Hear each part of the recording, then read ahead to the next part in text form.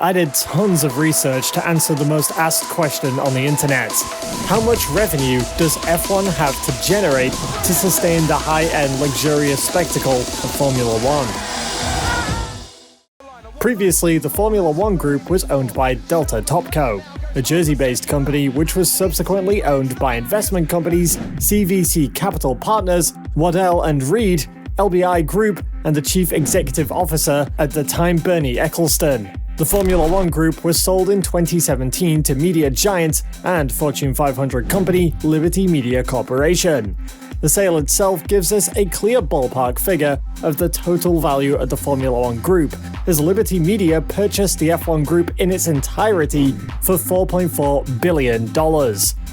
This figure alone suggests the massive value of F1. Unlike the previous owners of the F1 group, who were private investors that did not disclose their financial documents, and therefore kept most of the revenue-generating operation, such as contacts, hosting fees, sales, etc., secret, or at least as much as possible under the helm of Bernie Ecclestone.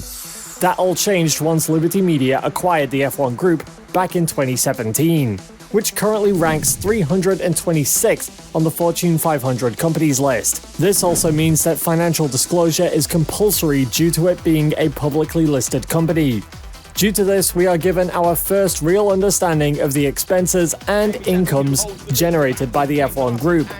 Now that we know who owns F1, let's get right into looking at how the revenue is divided and allocated accordingly.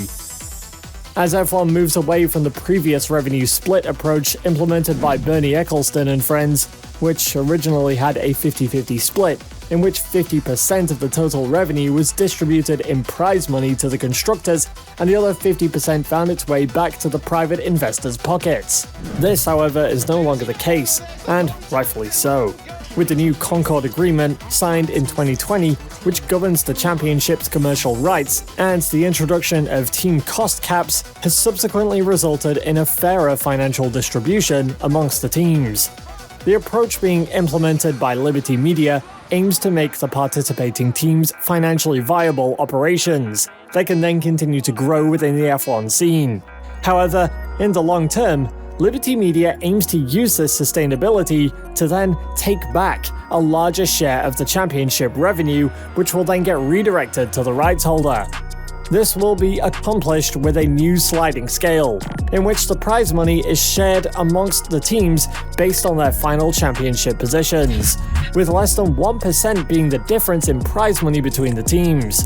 This is going to essentially mean that the difference in prize money between the first and last place finishers is going to be no more than 10%. This is a stark contrast to the Column 1 and Column 2 payment scheme, which was implemented previously by the owners, which effectively created a much larger gap between the top and lower tier teams. Theoretically, this was implemented to create a real sense of competition between the teams. However, time has shown that this approach creates a near impossible advantage for top-tier teams, with every other team essentially playing catch-up throughout the season. Naturally, this new approach has also been met with criticism, as it may suggest a more commercialized version of F1, in which teams don't compete as intensively as they may lose motivation due to a reduced incentive.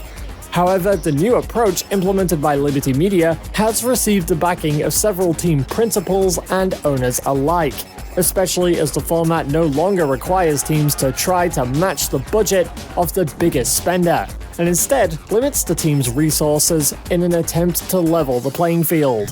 Zach Brown has gone as far as to state that he believes within the next 3 to 5 years, Formula One teams would trade for well over $1 billion, if in fact someone was willing to part with the team.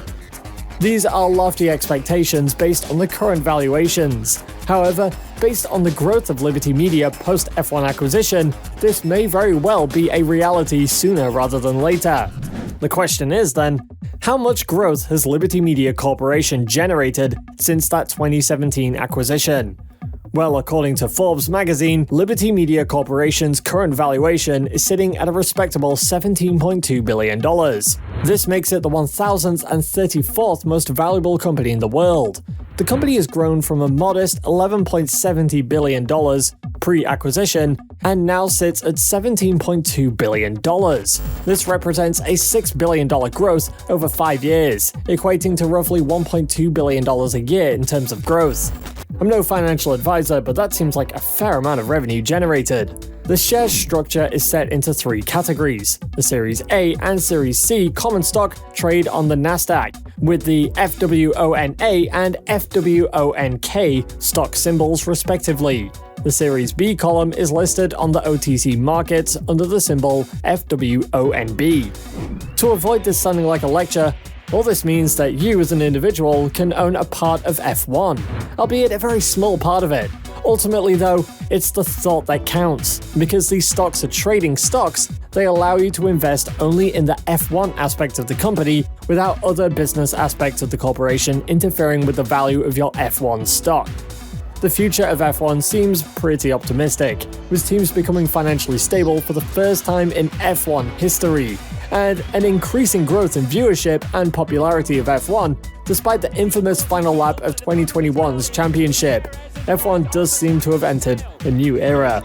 The idea of financially stable, billion-dollar valuation teams does raise the idea that we could be approaching an era where the best drivers take to the track as opposed to a mix between skill and sponsorship. The current implementations may see the end of paid drivers as a whole, which to be fair is justice to the talented drivers benched or forgotten due to a lack of funding. The principle of motorsports should always be to display the principles of driving ability and skill.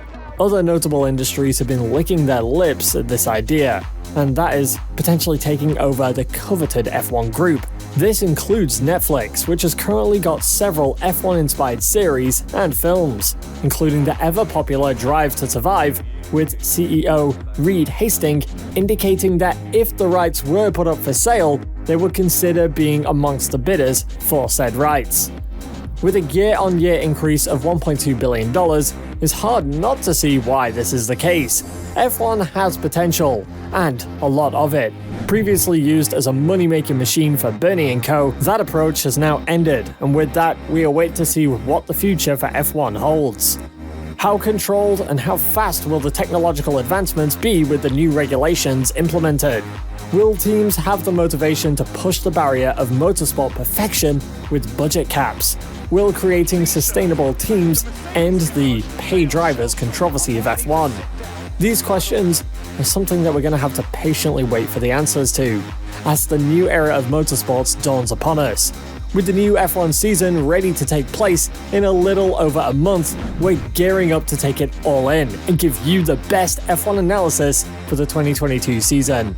We appreciate the feedback and we're constantly aiming to improve the channel with your suggestions. If you enjoyed this video, then you might like this one. What if you go to every F1 race in 2022? Until next time.